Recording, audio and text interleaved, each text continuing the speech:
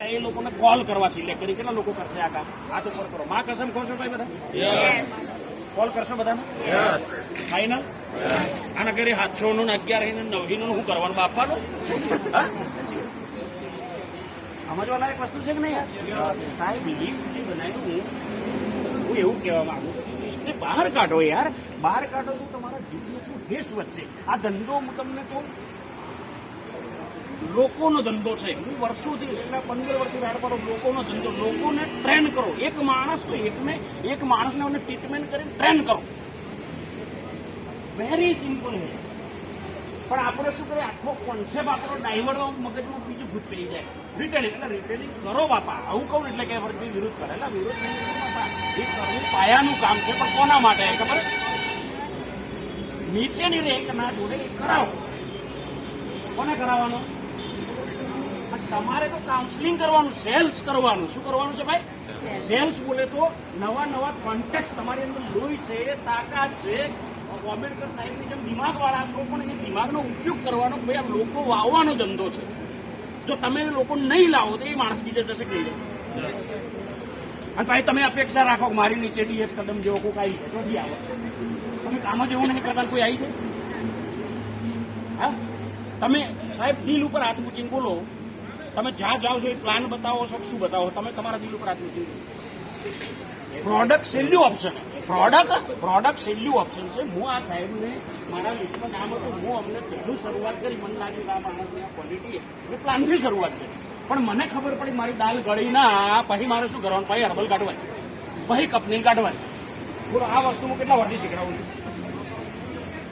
પણ આપણે શું કરીએ, પહેલું આ નહીં કરતા, આનું ઉલટું કરો. ઉલટું એટલે સમજી જાય બધા. શું કરો? કોણ નહીં બોલું? શું કરો? હવે આમાં હું છો ખોટો હું તમને બતાવો. 2 મિનિટ સોચવા જેવો કેસ છે. સોચો સાહેબ, જિંદગી નીકળી જાય હમણાં. માણસ વાવો નહીં ને, જિંદગી નીકળી જાય હમણાં. સિમ્પલ હે કે નીચે નેટવર્ક બને. આવી ટ્રેનિંગમાં બેહાડી જાય એટલે એ માણસ ઘૂઘરા જેવો થઈ જશે. મને એટલી ખબર. આવી ના હોય તો દીપકભાઈની ટ્રેનિંગ હોય, દીકરાભાઈની ટ્રેનિંગમાં બેહાડો. અને પછી ડિસ્ટ્રીબ્યુટર બનાયા પછી શું કરવાનું બોલો તો? ફરી વાર બોલો. જોઈનિંગ લાયો મતલબ વન ટાઈપ બેનિફિટ. જોઈનિંગ લાવી પસાકા કાય એનો મતલબ વન ટાઈપ બેનિફિટ. હવે રોલ ચાલુ શું છે? એને ટ્રીટ કરવો, એને ટ્રેન કરવો. કદમ સરનો આખો કોન્સેપ્ટ શું હતો? નેટવર્ક ઉપર હતો. આલોક સરનો આખો કોન્સેપ્ટ શું હતો? હા, શું હતો ભાઈ? જોયું ને 6 કરોડનું ઘર એ શેમાંથી આવ્યું? એ લોકો વાવવાથી આવ્યું. કેટલા વાગે પ્લાન બતાવવા માટે ગયા હતા? કોને બતાવવા માટે ગયા હતા? અરે તો નહીં કીધું એમને. કેટલી વાર પ્લાન બતાવવા માટે ગયા હતા? કેટલા કિલોમીટર દૂર? યાદ તો બધું છે. 19 આવ્યા એટલે ઊંઘ નહીં આવી, મને ખબર. અમારે 150 બેહાડ્યા તો બધા ખાતા હોય મને ખબર. બરાબર ને? 19 બધા ધારીને જોઈ રહ્યા. હમણાં કોક આવશે, મારા કોમ. હમણાં મારા કોમનું કોક આવશે. 2 દાડા પટી ગયા. બરાબર ને ભાઈ? તો વાંસદ બર્ગર જેવો માણસ ડેવલપ દિનેશભાઈ ક્યારે થાય? તમે પ્લાન શું કરો સાહેબ?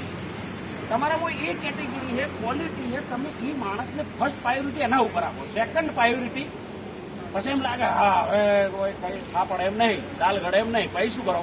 ભાઈ 2-5 કોમ્બો પકડાઈ દો. હાલે ભલામણ તારા કોમની જબરજસ્ત ને મને ખબર નથી ભલામણ તું કામ કરવું. ના કામ નહીં કરું. આરે જબરું આવે આ પ્રોડક્ટ. લે હલો બોલો, સમજણ કેમ આવે તમને? આ